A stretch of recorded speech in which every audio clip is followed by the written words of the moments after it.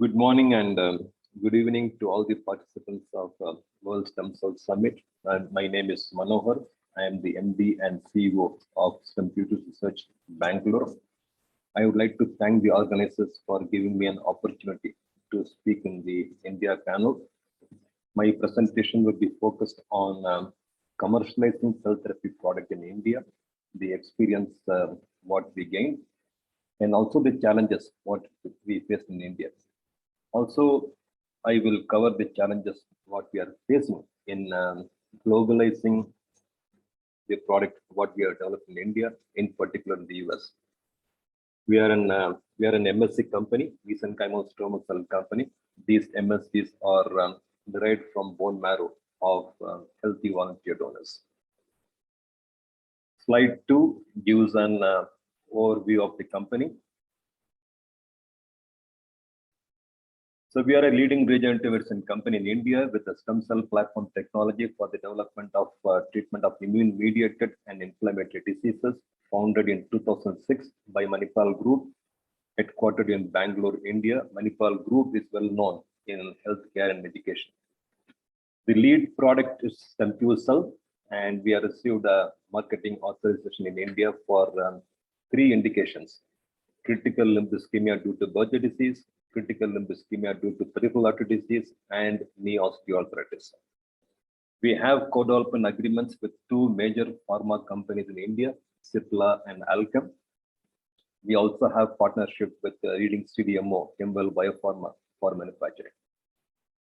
The current status of Stempuetics, as I mentioned earlier, we received the marketing authorization for CLI-BD, which is CLI Berger disease, and CLI peripheral artery disease, which we are licensed to Cipla.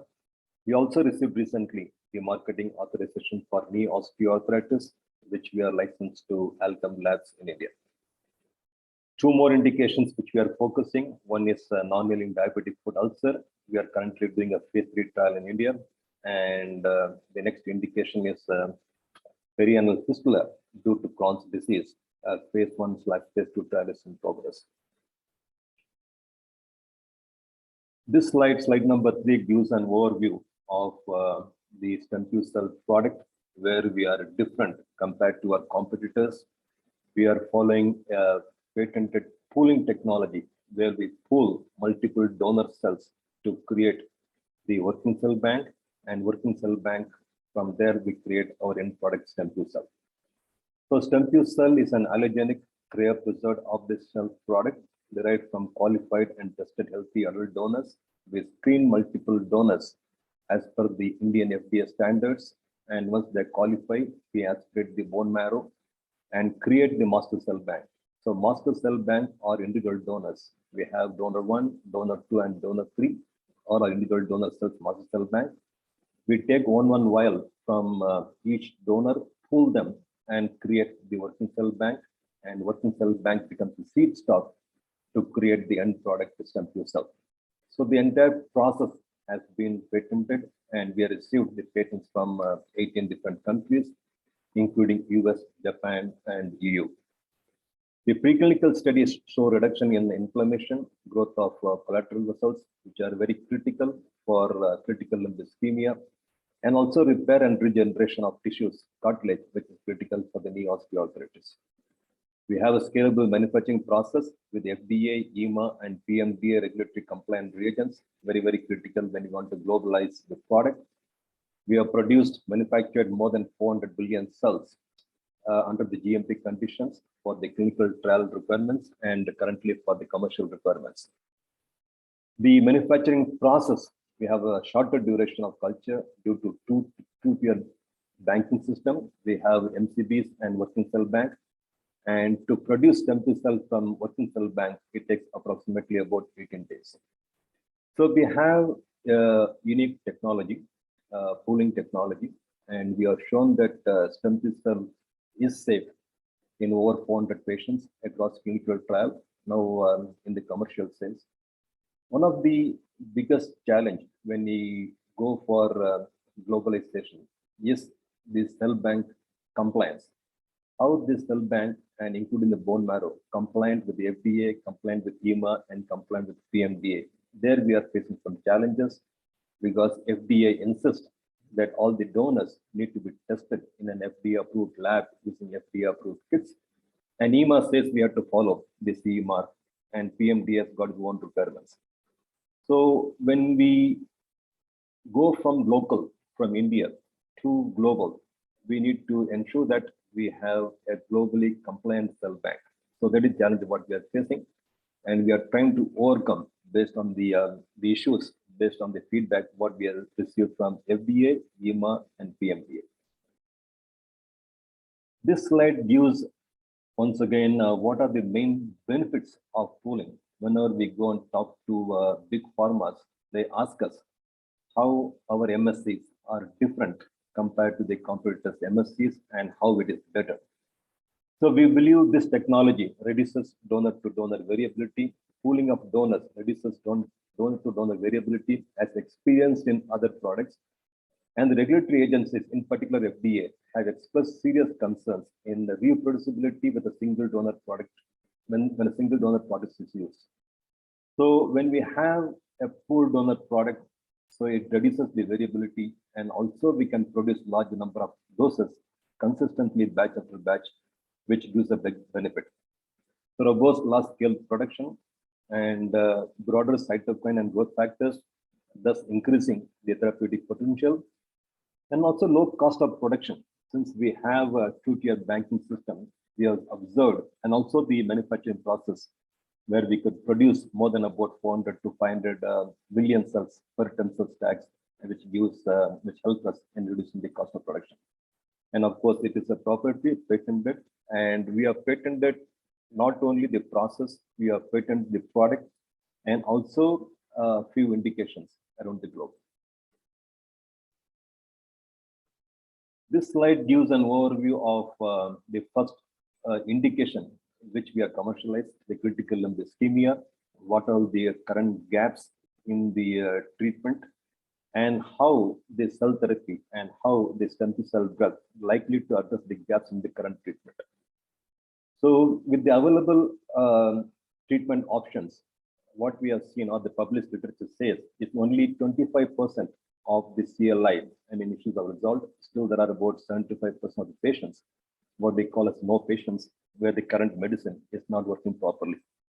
So there we feel that the cell therapy will be very much useful, and also there are no drugs approved for the Berger disease.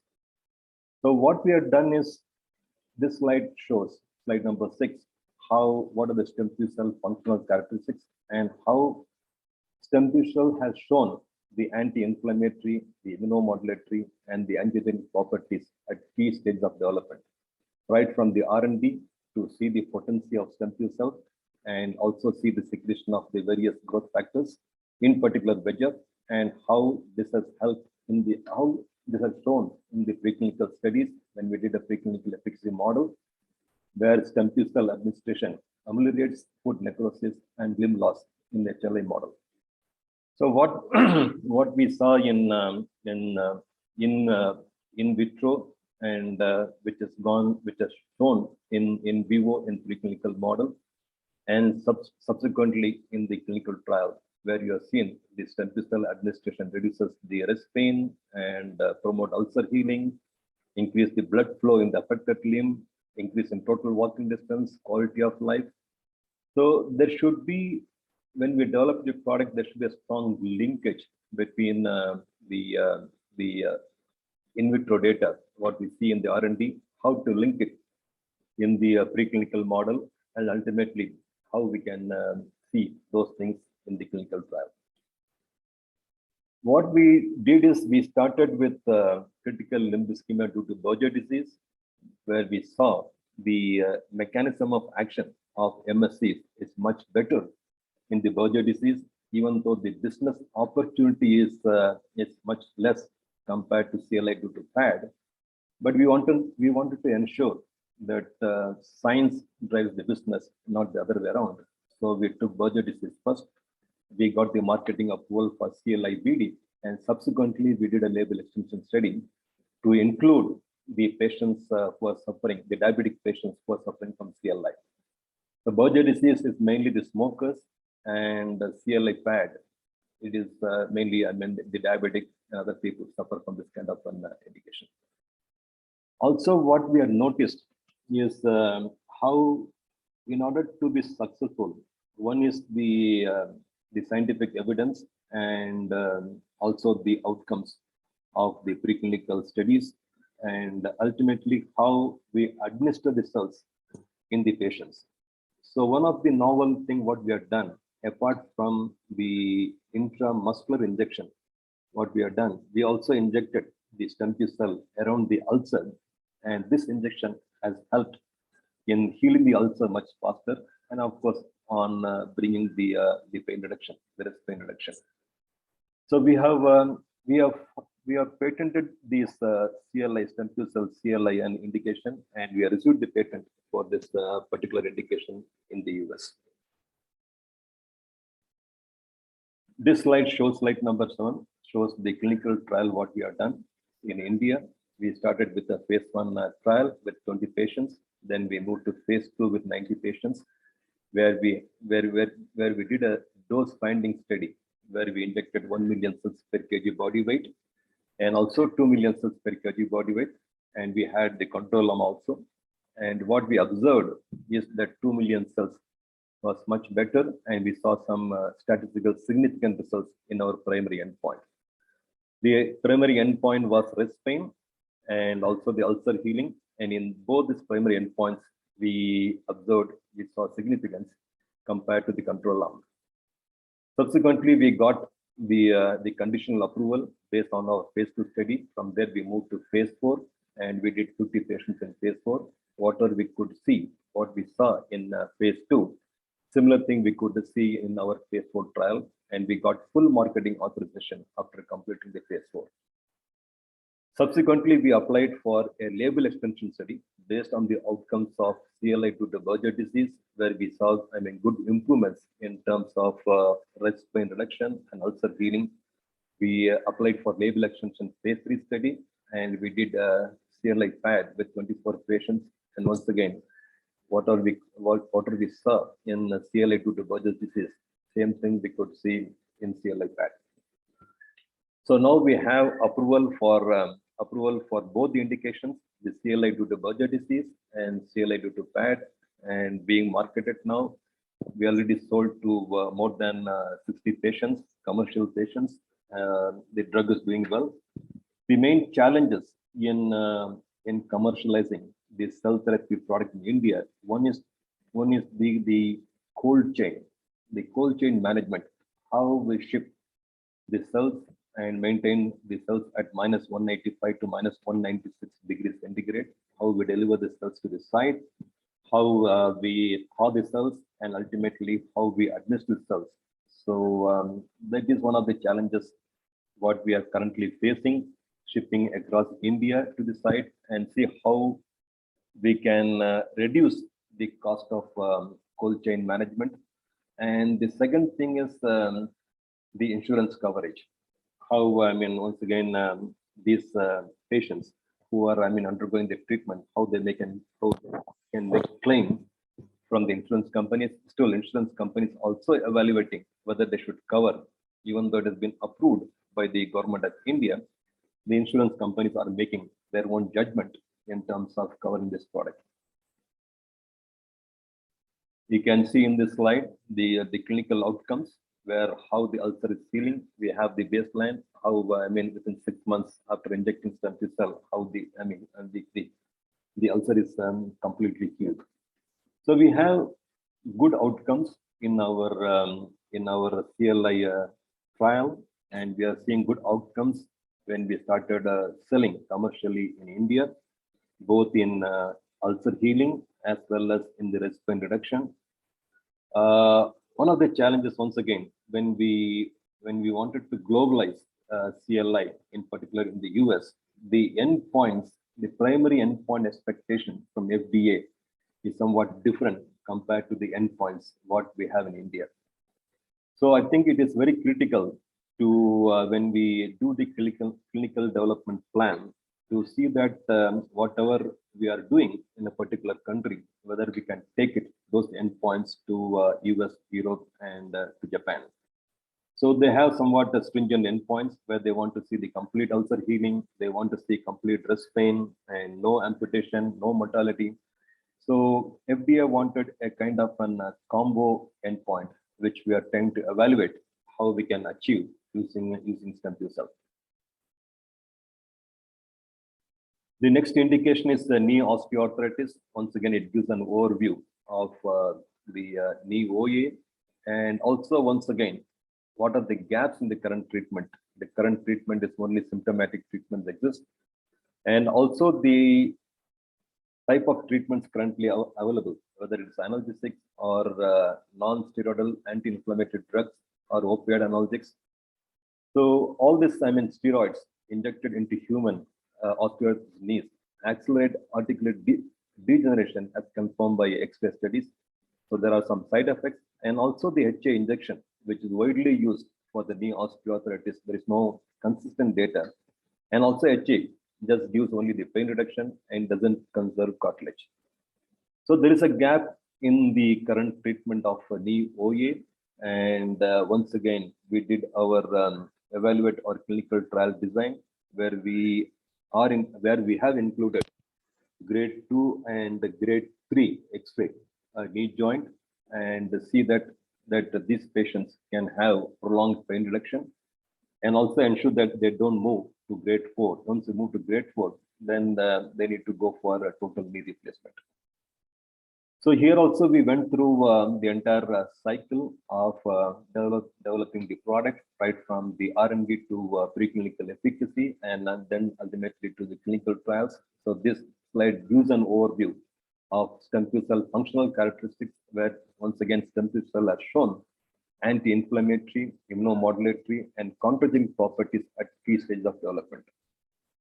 The learning what we had from the CLI clinical trial, where we only focus in India and the primary endpoint was accepted by the Indian FDA. So here what we did is, based on the learning of the CLI trial and based on the feedback what we got from FDA and from EMA, we ensured that this primary endpoint, whatever we have adopted in India, is equal to what expected from FDA. So that is the biggest plus point what we are seeing in doing this OA trial. When we saw that the various clinical trials, what is going on in the US, most of the people, they follow the OMAC as the primary endpoint, which is the same what we have done in India. We have done a phase 2 trial and also subsequently a phase 3 trial, a double-blind placebo-controlled trial, where the OMAC composite index at 1 year time point is the primary endpoint, where we have seen statistical significance compared to the placebo. We have seen minus 46.6% decrease in the cell arm compared to the placebo. And also there are post-op secondary endpoints. So based on the results, based on OMAC statistical significance and OMAC subscores of pain, stiffness, and physical, and also the VAS. The other important thing what the orthopedic surgeons they expect is how the cartilage is doing, because one is the feedback from the patient in overall quality of life, that is important, and also to see whether the mechanism of action of MSCs, whether it is trying to improve the cartilage quality and also the cartilage volume and other aspects of the cartilage. So what we have seen in our clinical trial, where we did a new technique of T2 mapping in MRI, we have seen the cartilage quality is maintained in the Stempuetics arm, in the cell arm, whereas in the placebo arm, it is worsening, and it is statistically significant in terms of the worsening in the placebo arm, where the cartilage quality is maintained in the cell arm. Also, we have seen slight improvements in the cartilage volume and no change in the cartilage morphology, and also the pro-inflammatory markers, where HSCRP, we have seen decrease in the cell arm, and overall the product was safe. Based on the outcome of this phase 3 trial, we got marketing approval in India, and shortly we will be Alchem will be marketing this in the next few months. We will start selling to the orthopedic surgeons and to the hospitals across India. Also, we are trying to see that how we can globalize this stem cell OA. In particular, we are focusing how we can take this product to the US. We have discussed with few key opinion leaders in the US, the orthopedic surgeons, where we have shown this data, our phase 3 data from India, and see whether if they have such a product of cell therapy product with this kind of outcome, whether they will adopt and whether they will recommend for their grade 2 and grade 3 patients. So we have got good feedback, positive feedback from few key opinion leaders in the US and also from the payers, whether they can reimburse such a product once it is approved by the FDA. So we want to see that how we can take, how we have done, what the marketing approval, what we got in India, how we can take it to US and also to Europe and to Japan, and also address the issues on the cell bank so that we are compliant with the FDA in terms of cell bank, as also in terms of the CMC issues. Slide number 12, it shows the MRI images of T2 mapping, where it shows how the T2 relaxation time decreased in the cell arm from particular units, 56.27 milliseconds to 44.53 milliseconds. Reduction in T2 relaxation is equal to seeing a better the cartilage structure. So this is one of the new techniques what we have adopted, and we have seen in many patients the T2 relaxation time is coming down.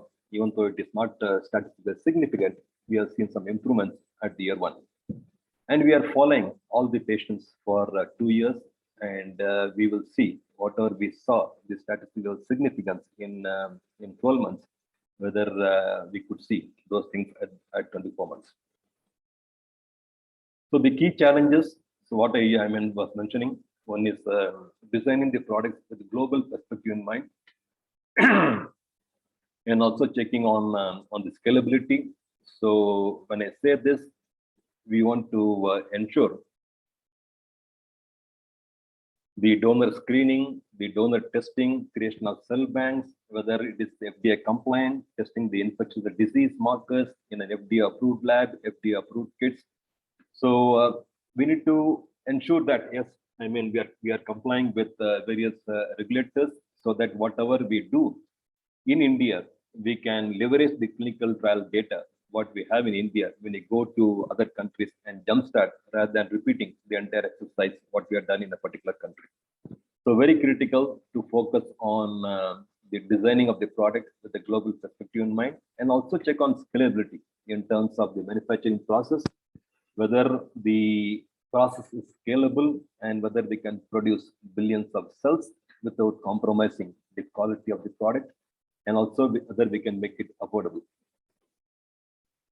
The second one is work with the regulators, create confidence. We have been working in India with the DCGI. Initially, when we started in 2006, we didn't have proper guideline also in India. So we worked with the regulators and said that we can create a good guideline for India for stem cell and cell-based product. And we were being nominated as part of the committee to develop the regulatory framework. Now we have a good standard framework in terms of stem cells and cell-based products, what needs to be done, what kind of trial we need to conduct, and what is the process we need to follow for clinical trial as well as for the marketing authorization. So it's very, very critical to handshake with regulators at frequent intervals and create the confidence. If they are not aware, make them, educate them. And if there are no regulations, create the regulations, which is globally, once again, harmonized, so that whatever, once again, we do in India, we can take it to outside India. Fix CMC and secure strong IP. So very, very critical. So whatever, once again, the patent, what we have filed in India, we have filed across many countries. We need to ensure that we are not infringing the patent, and also we have freedom to operate. And in terms of the CMC, the quality, we have to qualify the media, We have to qualify the components and the materials what we use in the manufacturing process, and also how we can maintain the batch-to-batch consistency, and also the potency assay test, where we have seen the feedback given by FDA to some of the companies, how we can correlate the potency markers in, what we have seen in the product to the clinical outcomes. So very critical to focus on CMC, also ensure that the entire process, whether it is a process or the product patent or the indication patent, is secured so that we can globalize the product without any infringement. Establishing strategic alliances is very, very critical. It is a litmus test. When you tie up with a pharma company goes through all the due diligence and once again checks what we have done. And if we are signing a deal, that gives an additional confidence that what we have done is good and good for the market. So we have alliance with Cipla as well as Alchem in India. Now we want to see how we can tie up with the global pharma companies while we are trying to take our product to the US market. The last one is cash and cost. Sometimes if we don't manage the cash flow, once again, we may have issues. Even though the product is good, the science is good, it is very, very critical that we focus on the various aspects of the base cost, the variable cost, and how we focus on less and achieve more is very critical. And how to raise money at various stages of product development, once again, very critical to sustain and then to succeed. So these are the 5 elements what we have learned that very, very critical to build a successful cell therapy business. And I think we are the only company in the world where we have got approval for 3 indications. Already 2 indications are already there in the market, and the momentum is increasing. And in the next few months, we will have the 3rd product, knee osteo also in the market. The last slide to summarize. I strongly believe that stem cells will be a major branch of medical treatments and would be a standard of care and practice in the years to come. Stem cell guidelines for conducting clinical trials and for commercialization in streamline in India. So it is well defined, and stem cell is considered as a drug, and we have to go through the proper clinical trials to commercialize in India. So the guideline is in place. And the conduct of the proper clinical trials with proper cell bank is very, very critical. So this is what we have learned. We have done the clinical trial what we have created in India. Now we are trying to create new cell bank for compliant with the FDA, and then we need to see how we can do the bioequivalent study between the new cell bank and the old cell bank. So we need to focus on product, regulatory affairs, clinical data, and IP. It is a marathon exercise, not sprint. We took almost about 13 years to commercialize the first product, CLA due to Berger disease. Now we have 2 more in the following the, approval of the CLA due to Berger disease. We got approval for 2 more indications, CLA, PAD, and OA. But the initial exercise is a long time, and it takes time, and there are no shortcuts. We have to ensure that the science is good, and we have to do proper preclinical and clinical studies before the product can be approved. So it is a marathon and not sprint. But the opportunity is very big. It is a multi-billion-dollar opportunity, and it is estimated the opportunity for stem cell therapy in India is more than about $500 million. But overall, if you see globally, it is a multi-billion-dollar opportunity, and also big pharma focus. Many big pharma companies are focusing on cell therapy, of course, on various types of cell therapies. So once again, to give the last message, stem cell business is a gold mine, and challenge is how we can mine this gold mine. So we have succeeded in India. Now we want to see how we can succeed globally. So if you have any queries, you can please contact me. Once again, my name is Manohar. I have given my email address, manohar@stempuetics.com. I would like to thank the organizers once again for giving me an opportunity.